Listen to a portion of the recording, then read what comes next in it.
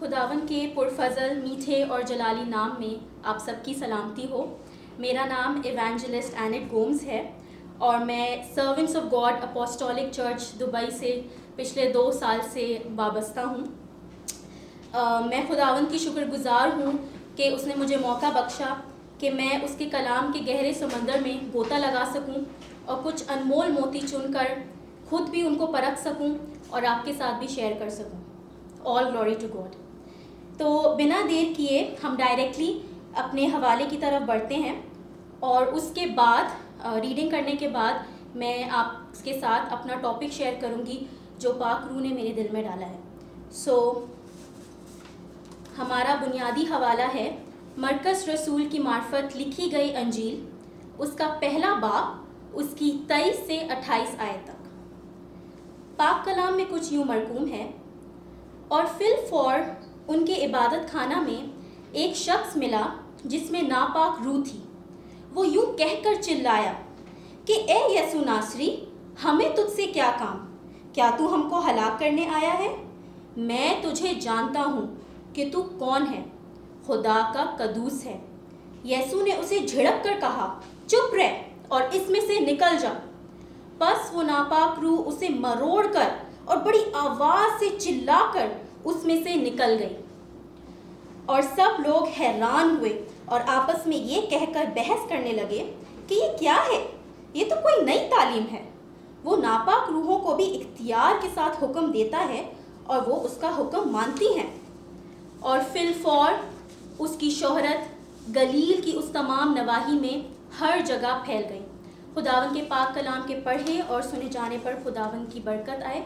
खुदावन का शुक्र हो। तो जिस तरह से मैंने आपसे कहा था कि मैं रीडिंग करने के बाद आपके साथ अपना टाइटल शेयर करूंगी मैसेज का। तो all glory to the Holy Spirit. Holy Spirit ने मेरे दिल में ये टॉपिक डाला है। I will tell you the topic.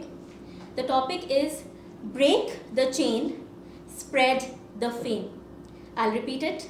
Break the chain, spread the fame. Urdu में कुछ यूँ है, जकड़े हुए आज़ादी पाएँ, यसू की शोहरत फैलाएं। वंस अगेन, जकड़े हुए आज़ादी पाएं, यसू की शोहरत फैलाएं। हालेलुया।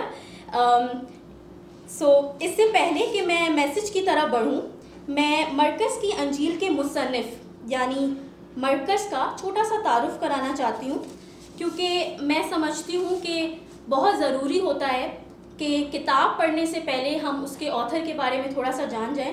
फिर उससे होता क्या है कि जब हम ऑथर के बारे में जान जाते हैं तो हमें ये पता चल जाता है कि वो अपनी किताब में क्या लिखना चाह रहा है, उसकी अंडरस्टैंडिंग क्या है और वो हमें क्या बताना चाह रहा है या क्या सिखाना चाह रहा है। तो मरकज़ एक मुबश्शिर यानी इवेंजलिस्ट था। वो पौलुस रसूल का करीबी साथी और पतरस का शागिर्द था। इसके हवाला जात मैं आपको बता देती हूँ कि कंफर्म करने के लिए आप पढ़ सकते हैं रसूलों के अमाल, उसका 12 बाब और 12वीं आयत और 15वें बाब की 37वीं आयत। तो मैं चूँकि इंग्लिश में मेरे वर्स लिखा हुआ है, मैं आपके साथ शेयर कर देती हूँ। He came to the house of Mary the mother of John whose surname was Mark, where many were gathered for praying। तो ये हवाले की बैकग्राउंड कुछ यूँ है कि पतरस को जो है हेरोदीस बादशाह ने जो है वो इम्प्रिजन कर दिया था, और मिराक्यूलसली, क्योंकि एक घर में सब लोग जमा होकर उसके लिए दुआ कर रहे थे, तो मिराक्यूलसली प्रिजन गेट्स जो है वो खुल जाते हैं। और जब वो उनके पास वापस लौट के आता है तो रोडा नाम एक लौंडी जो है उसके लिए दरवाज़ा खोलती है। और ये कौन सा घर था, ये किसका घर था? ये घर था मैरी का, जो मदर ऑफ जॉन थी, जिसका सर नेम इंग्लिश बाइबल में लिखा है, सर नेम वॉज मार्क यानी मरकज़, जिसकी अंजील हम पढ़ते हैं। तो पहले के वक्तों में सर नेम को बहुत, फैमिली नेम जो होता था उसको बहुत इंपॉर्टेंस दी जाती थी। यहाँ तक कि आजकल के दौर में भी, या अगर आपको एक एग्जांपल दे दूँ कि जो मेरे डैडी हैं उनका नाम है पीटर गोम्स। तो ऐसा होता था कि उनको स्कूल में और इवन उनकी कंपनी में जहाँ वो काम करते थे, हर कोई मिस्टर गोम्स कह के पुकारता था। तो आज तक उनके कॉलीग जो हैं वो उन्हें मिस्टर गोम्स कह के मुखातिब करते हैं। सो फैमिली नेम जो है वो बहुत इंपॉर्टेंस रखता था, इसीलिए मरकज़ का जो पहला नाम था वो जॉन था और मरकज़ उसका सरनेम था।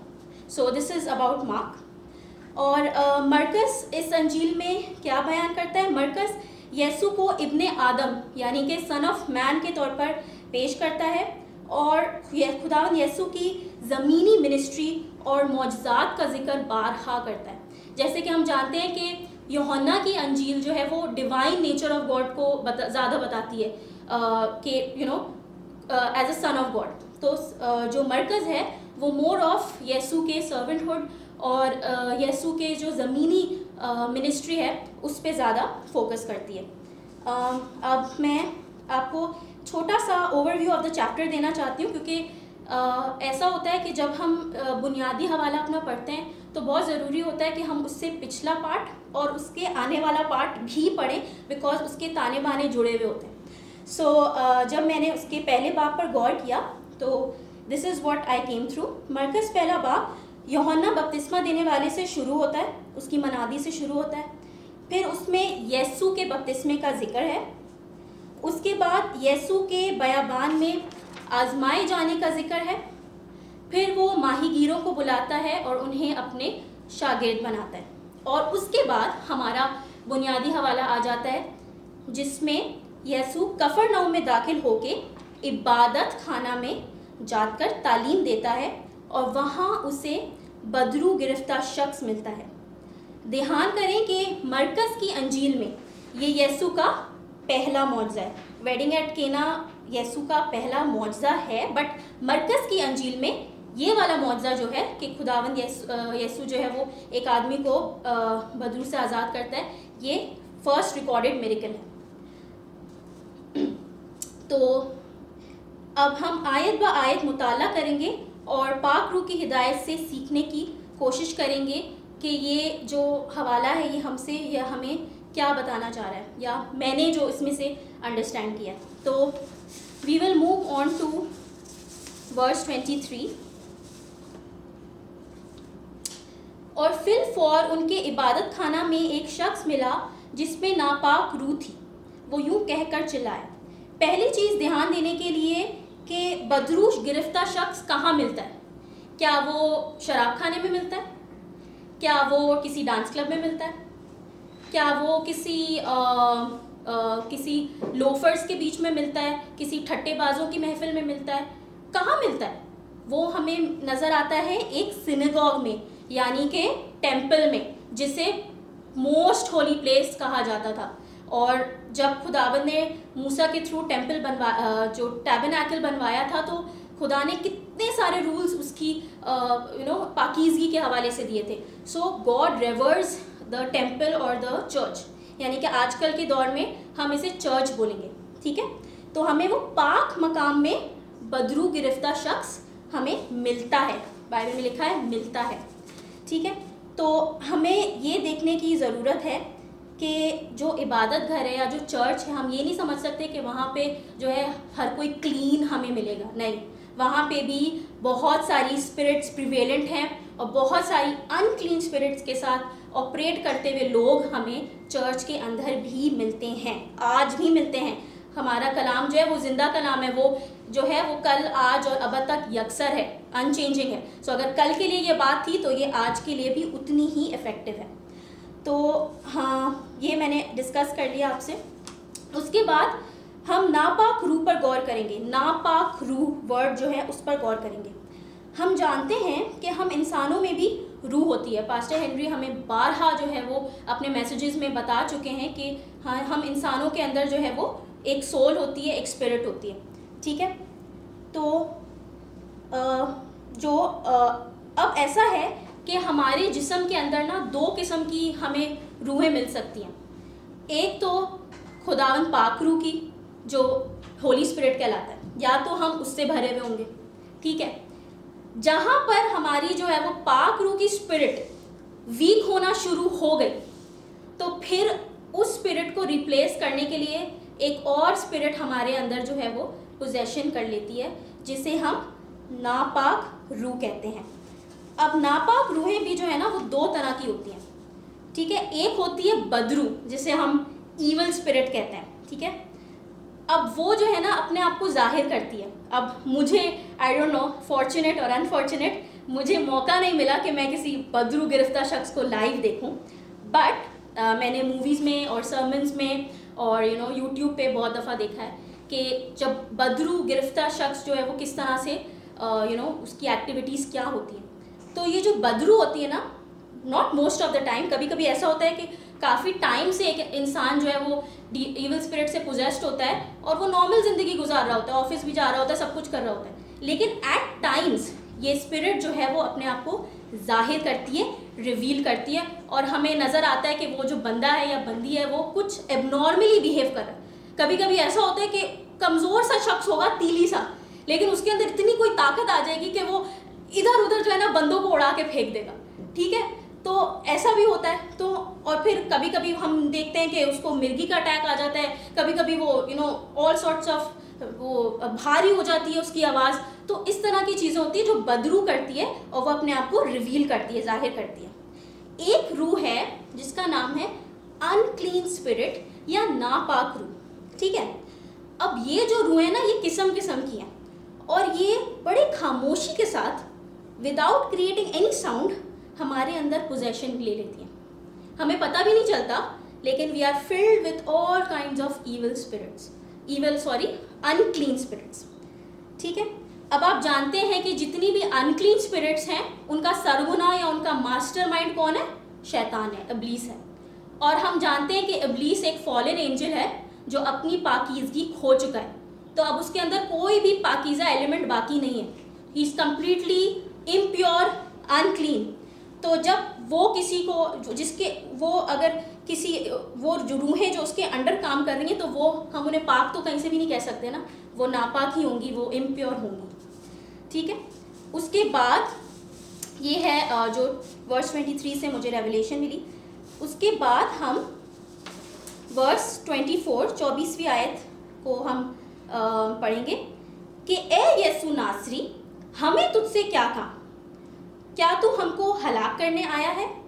मैं तुझे जानता हूँ कि तू कौन है, तू खुदा का कदूस है।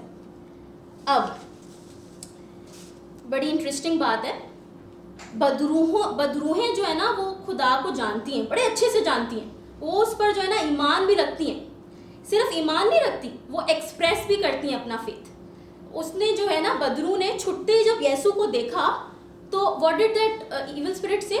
यीशु नासरी, यानी कि जीसस का नेटिव जो कह ले, जैसे हम पाकिस्तानी हैं या इंडियन है, उसको ये तक पता है कि वो यीशु नासरी के नाम से मशहूर है। ठीक है, फिर वो ये भी जानती है कि तू खुदा का कदूस है, you are the holy one of God. तो फिर मुझे एक बात बताएं मेरे अजीज़ों कि हम में जो हम अपने आप को जो है वो खुदा के जो है वो चुनी हुई कौम कहते हैं और चिल्ड्रन ऑफ गॉड कहते हैं, और इन बदरुओं में क्या फ़र्क रह गया? वो भी ईमान रख रही हैं, वो भी एक्सप्रेस कर रही है। कभी कभी वी फॉल्टर, हम एक्सप्रेस नहीं कर पाते। कभी कभी कोई पास्टर अगर हमें किसी ऐसी जगह पे मिल जाए जहाँ पे हम उसको एक्सपेक्ट नहीं कर रहे, हम तो पतली गली ले लेते हैं, हम उसको पहचानते भी नहीं है, पहचानने से इनकार कर देते हैं। तो ये तो फिर हमसे अच्छी है ना जो एक्सप्रेस भी कर रही हैं। बट क्या फ़र्क है मेरे अजीज़ों? फ़र्क ये है कि उनके जो काम हैं वो ईमान के खिलाफ हैं, मनाफी हैं, वो खुदा की कामों के खिलाफ ऑपरेट करती हैं। और जो हम हैं, जो हम खुदा के कहलाए हुए हैं, हम अपने कामों से पहचाने जाते हैं, हम अपने फल से पहचाने जाते हैं। And we all know that faith without actions is a dead faith. बहुत सारे लोग हैं जो ईमान रखते हैं कि यीशु ने हमारी खातिर जो है वो जान दी, सलीब पर हुआ, वो एक्सप्रेस भी कर देते हैं, चर्च में खड़े होके ऐलान भी कर देते हैं, लेकिन वो जो है जब वाटर बैप्टिज्म की बात आती है, जब ओबीडियंस की बात आती है, तो नहीं नहीं नहीं नहीं ये कौन सी बात कर दी, नहीं नहीं नहीं ये गलत बात, ये गलत बात कर दी आपने। तो वो क्या होता है? They have faith but their faith is not meaningful because there is no action। ठीक है, तो ये बात है। अब हम वर्स 25 की तरफ जाते हैं। यीशु ने उसे झिड़क कर कहा, चुप रह और उसमें से निकल जा। तो अब आप देखें कि जो बदरू थी उसने तो जीसस को कदूस बोला, होली वन बोला और जीसस ऑफ नाजरेथ भी बोल दिया। सो व्हाई डिड जीसस से कि okay fine, you are, I think you are a good spirit? Why did Jesus उसने झिड़का क्यों? बिकॉज जब हमारा एक्शंस हमारे फेथ के खिलाफ होते हैं ना, तो जीसस हमें भी कहता है कि चुप रह, मुझे सुनना ही नहीं है कि तू क्या बोल रहा है या क्या बोल रही, because he is not interested. If your actions are not in line with your faith, then I'm sorry, my dear brother, my sister, my dear Annette, he is not interested. He will tell you to keep quiet. ठीक है. फिर हम मुआवजे की तरफ आते हैं. यीशु ने उस शख्स को उसकी बेड़ी से आज़ाद किया. कैसे आज़ाद किया? उसे अपने वर्ड ऑफ माउथ से, उसको हुक्म देकर. एंड हमें ये जो बी स्टिल, इंग्लिश बाइबल में लिखा हुआ है hold thy peace, meaning be still. और हमें यही वर्ड्स जो हैं वो यीशु के एक और मौजज़े में नज़र आते हैं, जहाँ पे वो विंड्स और वेव्स को झड़कता है एंड बोलता है बी स्टिल. तो हमने ये पिछले वीक्स में पास्टर हेनरी के मैसेज में भी ये सुना था कि बी स्टिल. तो वो बी स्टिल पानियों को या हवाओं को नहीं बोल रहा था, बट वो उन स्पिरिट्स को बोलता है जो उसके पीछे ऑपरेट करती हैं. जैसा कि मैंने आपसे पहले भी जिक्र किया कि ये स्पिरिट्स हैं जो हमें काम करवाती हैं. I repeat myself here because this is very very important for us to know कि बहुत सारी स्पिरिट्स हैं जो हमें अनक्लीन तौर पर हमारे अंदर रहती हैं, जैसे spirit of anger, spirit of hatred, spirit of deceit, यहाँ तक कि स्पिरिट ऑफ लेजीनेस भी एक स्पिरिट है जो हमारे अंदर ऑपरेट करती है. क्योंकि हमारी जो लड़ाई है, अगर आप इफिशियंस 6:12 पढ़ लें, आप लेटर ऑन पढ़ सकते हैं कि हमारी जो जंग है वो खून और गोश्त से नहीं है, बल्कि हमारी जंग प्रिंसिपैलिटीज़ एंड पावर्स है जो हवा के अमलदारी में जो है वो असर रखती हैं. ठीक है. So we are having a war with this. अगर वो हमारे अंदर भी हैं तब भी दे आर एट वॉर. ठीक है. तो ये मैं आपको सिर्फ एक बात बताना चाह रही थी इधर. फिर अब हम आगे बढ़ते हैं. बस वो नापाक रूह उसे मरोड़ कर और बड़ी आवाज़ से चिल्लाकर उसमें से निकल गई. अब इंटरेस्टिंग बात यह है कि जब नापाक रूह आप में से निकलेगी ना, तो वो कोई आसान अमल नहीं होगा. क्या लिखा है? तोड़ मरोड़ कर. आपने एक ड्रग एडिक्ट को देखा है? अनफॉर्चुनेटली मैंने देखा है. और जब वो ड्रग एडिक्ट को जो है उसे किसी रिहैबिलिटेशन सेंटर में भेजा जाता है ना, तो उस वक्त उसकी हालत आपको देखनी चाहिए कि वो बहुत रिलक्टेंट होता है जाने के लिए. वो अपने आप को तोड़ता है, मरोड़ता है, कि मुझे नहीं जाना उधर. क्यों नहीं जाना? क्योंकि ये जो रूह है ना, ये जो अनक्लीन स्पिरिट है, ये आपके अंदर से आराम से नहीं निकलेगी. एक अल्कोहलिक, सॉरी कोई भी सिन होता है तो हम झट से सिगरेट नोशी और शराब नोशी पर झट से हम आ जाते हैं, क्योंकि कुछ ऐसे गुनाह भी हैं जो हम एज अ पुलपिट पे लेना शर्म समझते हैं, जैसे कि अडल्ट्री, लस्ट. ये ऐसे गुनाह हैं जो टोटली नापाक हैं और खुदा उन्हें ही कैन नॉट इवन, आप बिल्कुल आउट ऑफ द कॉन्टेक्स्ट है खुदा के लिए. बट हम सिंस शरीफ लोग हैं, सो हम बेचारे अल्कोहलिक्स और ड्रग एडिक्ट्स को टारगेट करते हैं. तो मैं सिर्फ ये बताना चाह रही हूँ कि जो सिगरेट नोशी करता है, वो जब सिगरेट छोड़ता है तो is it easy? You think it's easy? It's not easy. It is very difficult for that person to leave cigarette. या इतना डिफिकल्ट होता है कि एकदम से नहीं छुड़ाई जाती. उसकी तादाद कम कर करके फिर छुड़ाई जाती है. सो सेम वे, जब आपके अंदर से गुस्सा निकलेगा, जब आपके अंदर से बदगोई निकलेगी, जब मेरे पास एक आयत है गलतियों उसका 5 बाब और उसकी 19 आयत, जिसमें एक चेकलिस्ट है जो मैं चाहती हूँ कि मैं आपके साथ पढ़ दूँ, because that's kind of important.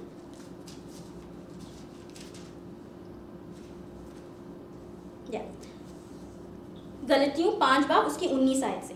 अब जिस्म के काम तो जाहिर हैं, यानी हरामकारी, नापाकी, शहवत परस्ती, बुत परस्ती, जादूगरी, अदावतें, झगड़ा, हसद, गुस्सा, तफर्रुकें, जुदाइयाँ, बिद्दतें, बुगज़, नशाबाजी, नाच रंग और उनकी मानंद उनकी बाबत तुम्हें पहले से कह देता हूँ, जैसा कि पेशतर जता चुका हूँ कि ऐसे काम करने वाले खुदा की बादशाही में हरगिज़ दाखिल ना होंगे. हम कहते हैं ना कि हमें क्या करना चाहिए, क्या करना चाहिए, क्या करना चाहिए. बड़ा इजी खुदा ने हमें बड़ी चेकलिस्ट बना के दे दी है तो हमें सिर्फ उस पर टिक करने की ज़रूरत है कि हम क्या क्या क्या उसमें से कर रहे हैं, यू नो, बिद्दतें करना, बैक बाइटिंग करना रोज़ करते हैं और उसको हम गुनाह समझते ही नहीं, ठीक है। तो वो क्या है, अनक्लीन स्पिरिट है जो कि हमारे अंदर ऑपरेट कर रही है, ठीक है। तो जब ये चीज़ें आप में से निकलेंगी ना तो आसान नहीं होगा, it is going to give you a tough time, तोड़ेगी मरोड़ेगी आपको, आवाज़ निकालेगी। कभी कभी आपने सुना होगा जब गुस्से वाला बंदा ना वो अपने गुस्से की एंगर मैनेजमेंट कर रहा होता है ना तो वो चीखता भी है कभी कभी, क्योंकि उसको रिलीज़ करना होता है। तो आवाज़ के साथ तोड़कर मरोड़कर वो आप में से निकलेगी। But my dear brother my sister, हौसला मत हारें, क्योंकि जिस तरह ये शख्स आज़ाद हुआ है ना उस तरह मैं और आप भी आज़ाद हो जाएंगे। एंड वंस हम आज़ाद हो गए फिर देयर इज़ नो टेंशन। अब क्या है, हम आगे बढ़ते हैं। और सब लोग हैरान हुए और आपस में ये कहकर बहस करने लगे कि ये क्या है, ये तो नई तालीम है। वो नापाक रूहों को भी इख्तियार के साथ हुक्म देता है और वो उसका हुक्म मानती हैं, ठीक है। तो मेरे पास आई डोंट नो,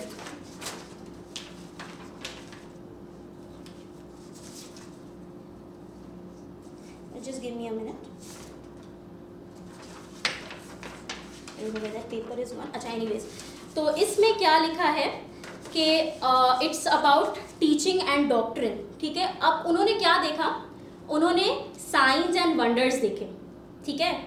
बहुत बड़ा मौजज़ा जिसे आप कह लो, अगर यहाँ पे कोई बदरू गिरफ्तार शख्स इस रूम में आ जाए, सबसे पहले तो मैं ही चीख मार के जो है वो रूम से निकल जाऊंगी, right. So it's not a very small deed. अगर किसी के पास ये गिफ्ट है, कोई अथॉरिटी है कि वो बदरू गिरफ्तार शख्स को आज़ाद करे, it's not a small thing, it's a powerful miracle.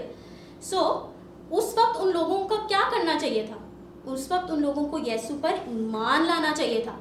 उसके मुतरादे व्हाट डिड दे डू, वो आपस में जो है बहस करने लगे। The word is they started quarrelling amongst each other, जो कि हम आज भी अपनी कलीसियाओं में लोगों को करते हुए देखते हैं, लोगों को जजमेंटल स्पिरिट रखते हुए देखते हैं। जब भी कोई मौजज़ा होता है, कोई साइन होता है, कोई वंडर होता है ना, तो हमारा पहले रिएक्शन क्या होता है, ये तो जो है ना, ये पहले से मैच फिक्सिंग हुई है, ये तो पहले से जो है ना ये तय हुआ है। और हम क्या कहते हैं, ये doctrine Pentecostal, we don't agree, this doctrine, sorry we don't agree, we believe in one God, we don't believe in Trinity. ये क्या है, इधर अगर मौजज़ा भी हो गया तो हमने इस चर्च में नहीं जाना है। ये क्या है, ये सब स्पिरिट ऑफ डिवीजन है जो शैतान हमारे अंदर डालता है। वो हमें खुदा की ग्रेटनेस को एक्सेप्ट करने से रोकता है। तो मेरे भाइयों, मेरी बहनों, आपने ये नहीं करना है। आपने जो है, अगर कोई साइन एंड वंडर देखते हैं, फर्स्ट ऑफ ऑल प्लीज़ आप खुदा से दुआ मांगे कि खुदा आपको डिसर्नमेंट की रूह बख्शे। इफ़ आपको लगता है कि ये चीज़ ठीक नहीं हुई है या ये डॉक्ट्रिन ठीक नहीं है तो आप रिसर्च करें उसके बारे में। लेकिन अगर कोई डॉक्ट्रिन ठीक है तो प्लीज़ अपनी ट्रेडिशंस की बंधनों बेड़ियों में से निकलें कि हम फलां मिशनरी से ताल्लुक़ रखते हैं, बचपन से हम उधर ही पैदा हुए हैं, हम उधर ही मरेंगे चाहे कुछ भी हो जाए। नहीं, प्लीज़, ये वक्त है रिवाइवल का, ये वक्त है चेंज का, ठीक है। उसके बाद फिर हम देखते हैं लास्ट आयत अपनी, और फिलफौर उसकी शोहरत गलील की उस तमाम नवाही में हर जगह फैल गई। तो क्या हुआ है, जैसे कि मैंने आपसे कहा था, मैं टॉपिक की तरफ फिर से आती हूँ, ब्रेक द चेन। यहाँ पे उस बदरू गिरफ्तार शख्स की बंधन बेड़ियाँ आज़ाद हुई हैं और स्प्रेड द फेम। उसके बाद क्या हुआ है कि उसका फिलफौर मीन रैपिड, वेरी क्विक। फिलफौर उसका जो फेम है वो एक कफरनहूम में वो था, कफरनहूम से फैलकर गलील में गया और गलील पे भी रुका नहीं, उसका fame it spread in the surrounding countries. तो हमें क्या करने की ज़रूरत है, जब हम कोई मिरेकल, कोई साइन, कोई वंडर देखते हैं तो हमें चुप नहीं रहना, हमने खड़े होना है, हमने गवाही देनी है। आजकल we are very lucky people, we are very fortunate, हमारे पास सोशल मीडिया है, हमारे पास फेसबुक है, हमारे पास इंस्टाग्राम है, हमारे पास ट्विटर है, हमारे पास व्हाट्सएप है, व्हाट नॉट। हमारे पास हर एक टेक्नोलॉजी है कि हम विद इन सेकेंड्स खुदा के फेम को, यीशु के फेम को हम स्प्रेड कर सकें. But are we doing that? Again spirit of laziness is working in us.